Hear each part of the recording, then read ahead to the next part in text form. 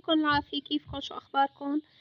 اليوم بدنا نتناقش أنا وياكم بمادة الرياضيات. ليش قلت نتناقش؟ لأنه أنتوا تعرفوا أنا بعد أول فيديو بصير كسولي، فأنتوا دائما بتساعدوني، يعني أنا ما إلي غنى عنكم، لهيك إحنا بنتناقش. أوكي، عنا مادة الرياضيات الوحدة الرابعة جبر، أخذنا جملة معادلات خطية الصف التاسع. الوحدة هامة، وشو حطيت لكم هون؟ ولطيفة وبتحترم حالها كمان. شو هاد؟ مكان فاضي؟ يلا، السؤال الأول. طبعا احنا اتفقنا أنا وياكم إنه رح نتناول الوحدة سؤال سؤال بطريقة حلوة، ونضل نعيد لحتى أنتوا تستفادوا. طبعا وقت الطالب يعيد الفيديوهات دائما يبلش من البداية أحسن. وما بننسى نذكر أنا وياكم إنه نحن شو أخذنا قبل؟ جملة معادلتين خطيتين خلصناها. هلا السؤال ما يخلى إذا ورد بالامتحان عنا معادلة مستقيم y تساوي 2x زائد 3، بين أي هذه النقاط هي تنتمي لهذا المستقيم أو لا. يعني أي هذه الثنائيات، هل هي حل أم لا؟ هل هي تنتمي أم لا؟ طيب شو الخطوات؟ يلا رح بلش أنا وياكم. طبعا هذا السؤال أنا بعتبره سهل، ما شاء الله. شايفين سامعين صوت الأغاني؟ يعني أنا محظوظة اليوم بتصوير الفيديو، مو أنا أكيد، حطيتهم الجيران. فأنتوا إذا بتحبوا بنحط لكم، أنا ما عندي مشكلة، المهم الفائدة. يلا نسوني الله وكيلكم. y بتساوي 2x زائد 3. رح استعين بالقلم الأحمر الحلو. بلش بأول نقطة. أول نقطة رح اكتبها هون، بما أنها مكتوب يلا معلش بحط x على اليسار y على اليمين. ليش هيك عملت قاسي؟ مشان نعوض. أيوة، نعوض مكان كل مجهول أو متغير قيمته. حاضر حواضر. يلا 0 نسيت 3. برافو، فكرتكم مو منتبهين معي يعني، عفوا.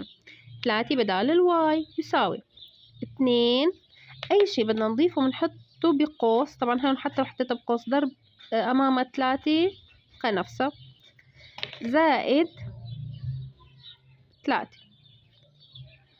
هلا شو نساوي؟ أنسي 3 بتضل مكانها. 2 ضرب 0 بيساوي 0 زائد 3. بلاحظ إنه الطرفين تساووا من حيث القيمة، معناتها النقطة A 0 3 شو هي؟ تقع. لأنه هو قال لي هل تقع على المستقيم D. طيب أنسي أنا تاني صرت بعرف حل حالي. يلا اسمع لي، حابة أكتب لكم إياها. يساوي 2x زائد، أنا بتعرفوا شو رح أساوي؟ رح وطي صوتي شوي مشان تسمعوا الأغاني، لأنه مختار لكم أغاني فرفوشة حلوة. على اليسار x وعلى اليمين y. برافو عليكم، أنا حسيتكم ما عاد بدكم إلا هالفيديو. أحسنتوا. ناقص 3 بدال الإكسات. 2 مكانها ما شاء الله أنا ملون. 0 على الإكسات، وهون مين ضل عنا يا أصدقائي؟ زائد 3. ناقص 3 بتنزل يساوي 2 ضرب 0 0 زائد 3. ناقص 3 بيساوي 3. لا، شو بيساوي؟ لا يساوي. إذن سي لا تقع على D. نروح